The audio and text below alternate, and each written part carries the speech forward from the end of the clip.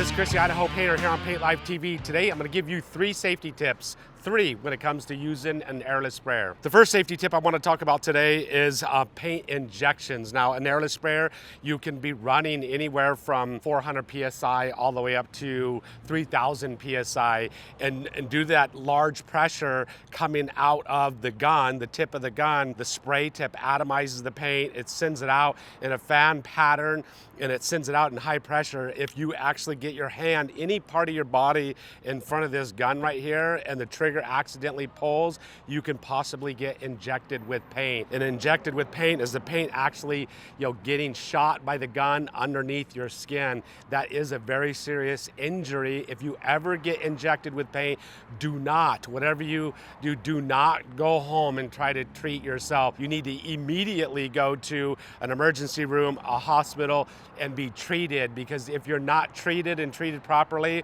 you could lose a limb, you could even lose your life from it. If you're ever using an airless sprayer, you should always have access to an injection card. I keep one in my wallet whenever I'm working and spraying, and an injection card is an instruction little pamphlet that walks through the emergency personnel how to treat you if you are injected with paint, because it's not a very common injury. You could end up going to the ER and they may not know how to treat you right away, and you want to be treated immediately as soon as you get there with no hesitation. You don't want them to have to be looking it up online, etc. So carry an injection card. The way you would actually get injected with paint is somehow your hand is somehow, or a part of your body is somehow in front of this guard right here in front of the tip when the trigger is actually pulled accidentally or purposefully. You want to keep your hands, you want to keep your body out of this area right here. Anytime you're ever messing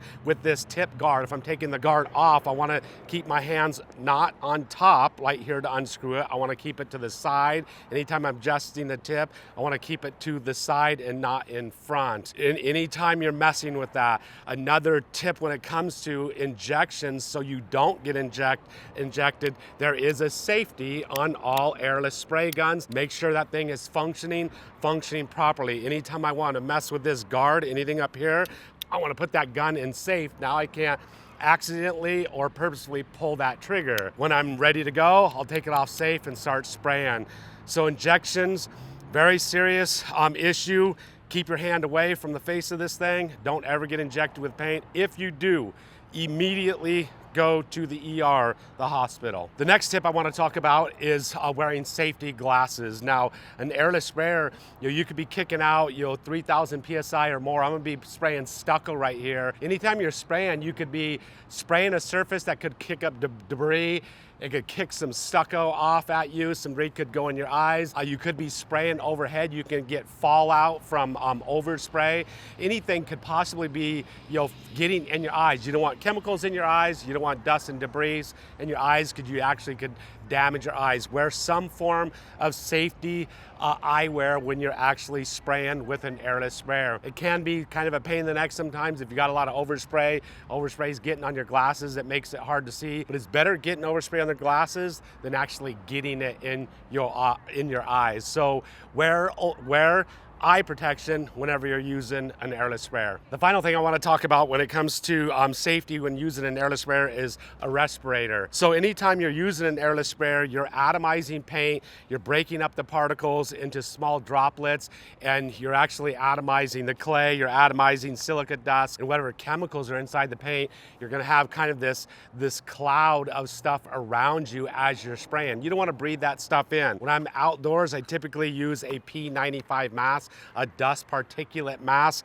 typically a silicone one or a cloth one like an RZ mask. I'll be using that to spray with. If you're inside and using latex products, if you're using oil-based products, lager-based products, polys, anything, you should be using a charcoal filter mask, and that will actually filter out the chemicals that are in the air. I'm not concerned about the chemicals outside because I got a lot of ventilation, wind blowing, so I don't have this like cloud around me or in a room. assume that I'm actually breathing this stuff. If you're outside spraying chemicals like oil-based products, lacquers and stuff, it actually is good to use a charcoal filter mask. But I'm spraying low VOC products, exterior products out here that I'm not concerned about the chemicals with. Anytime you're using an airless sprayer, you should be wearing a respirator. 3 safety tips.